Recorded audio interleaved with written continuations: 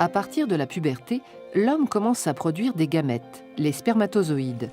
Cette production, appelée spermatogenèse, est quantitativement très importante. Plusieurs centaines de millions de spermatozoïdes sont fabriqués chaque jour. C'est dans les testicules que la spermatogenèse a lieu.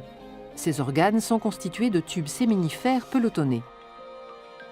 La spermatogenèse commence par la division de cellules souches appelées spermatogonies. Elles forment des spermatocytes. Chaque seconde, des milliers de spermatocytes sont formés. Leur production est permanente. Ces spermatocytes se divisent à leur tour et forment des spermatides qui pourront se différencier progressivement en spermatozoïdes. Il faut 72 jours pour qu'un spermatozoïde soit constitué. L'ensemble de ces phénomènes a lieu dans les tubes séminifères. Les spermatogonies se trouvent en périphérie et plus les divisions et la différenciation en spermatozoïdes progressent, plus les cellules migrent vers le centre du tube. Lorsque les spermatozoïdes sont formés, ils se détachent de la paroi interne du tube et sont expulsés vers l'épididyme par des contractions du testicule où ils seront stockés. Une hormone sécrétée dans le sang par certaines cellules du testicule, les cellules de Leydig, est indispensable pour que la spermatogenèse se déroule dans les tubes séminifères.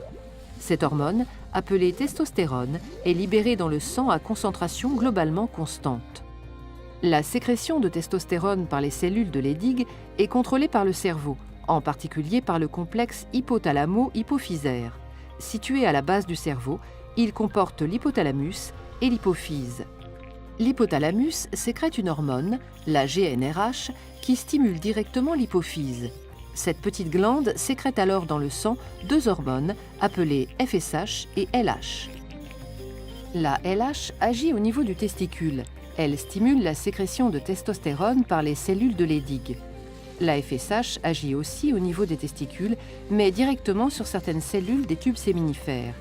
Elle active la spermatogenèse.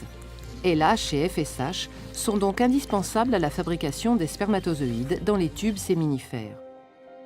En permanence, la testostérone sécrétée par les testicules dans le sang agit aussi au niveau du complexe hypothalamo-hypophysaire.